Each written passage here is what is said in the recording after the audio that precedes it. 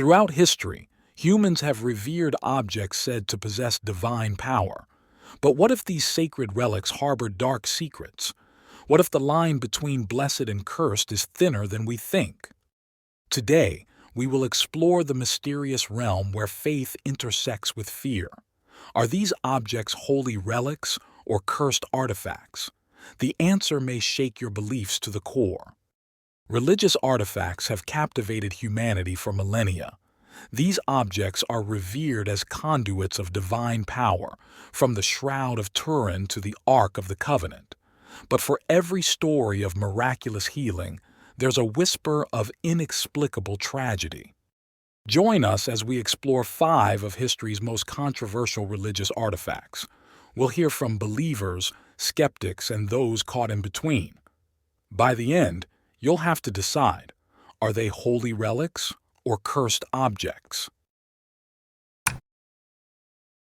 The Shroud of Turin.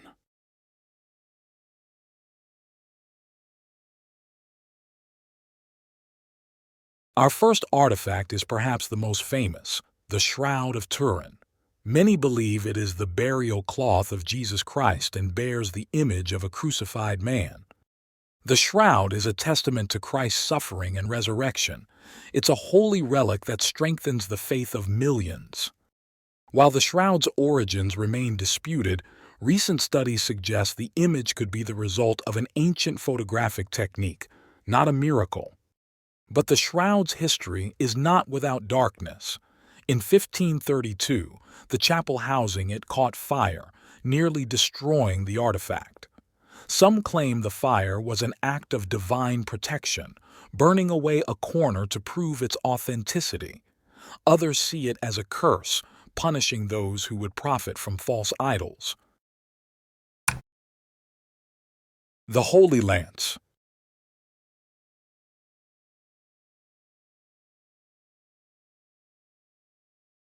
The next artifact we're discussing is the Holy Lance, also known as the Spear of Destiny. This relic is said to be the very spear that pierced Jesus Christ's side during his crucifixion. Throughout history, the lance has been associated with power, victory, and doom. It's said that whoever possesses it holds the world's fate. Numerous rulers, from Constantine the Great to Charlemagne, have claimed the lance. Hitler was obsessed with obtaining it, believing it would make him invincible. But the lance's power seems to be a double-edged sword. Legend has it that losing possession of the lance results in immediate downfall. During the First Crusade, 1096 to 1099, the discovery of what was claimed to be the Holy Lance in Antioch reportedly boosted the morale of the Christian forces.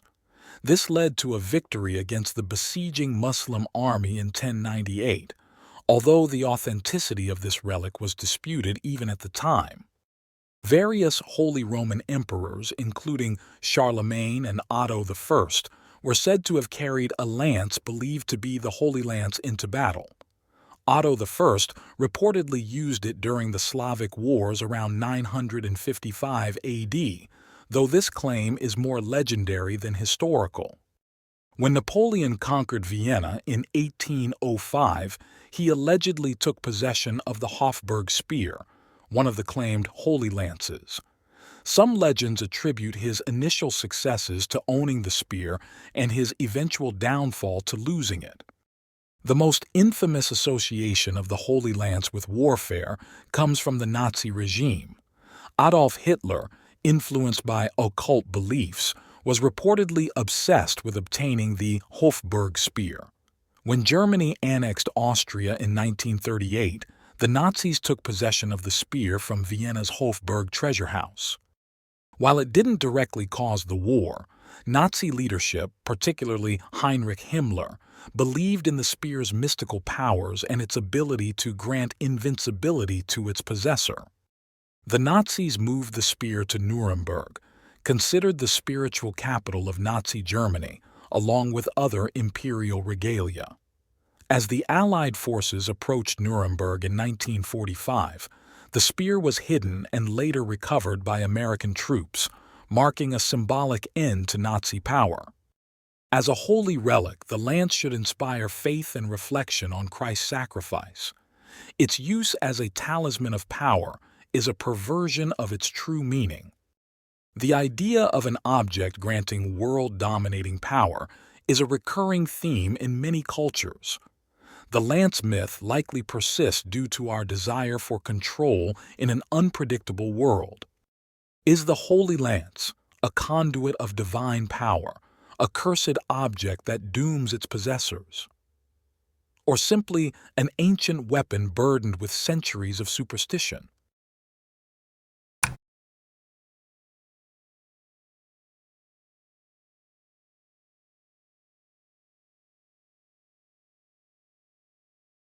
The Dead Sea Scrolls discovered in 1947 are among the most significant archaeological finds in history. These ancient Jewish texts include the oldest known copies of the Hebrew Bible. The scrolls have revolutionized our understanding of early Judaism and the roots of Christianity. They're invaluable to religious studies, but the scrolls have a darker side. Since their discovery, they've been plagued by controversy, academic feuds, and even allegations of forgery. Some researchers have reported strange occurrences while working with the scrolls, such as inexplicable illnesses, vivid nightmares, and a sense of being watched. Objects of great spiritual significance can accumulate psychic energy. The scrolls' turbulent history could have imbued them with a type of consciousness. Are these holy texts or vessels of ancient, unknowable power?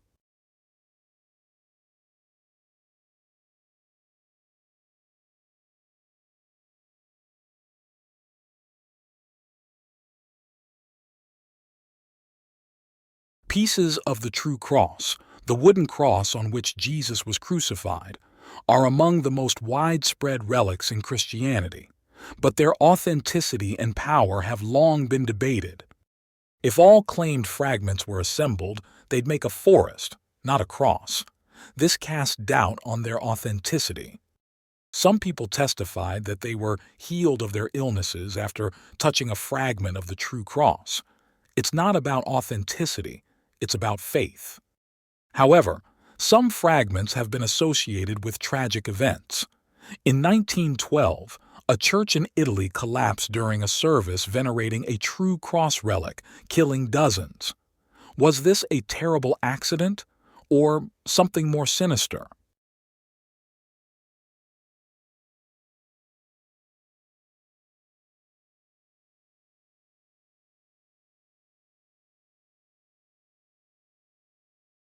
Perhaps no religious artifact is more mysterious than the Ark of the Covenant.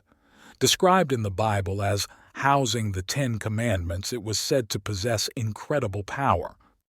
The Ark of the Covenant played a significant role in wars during biblical times, particularly for the Israelites.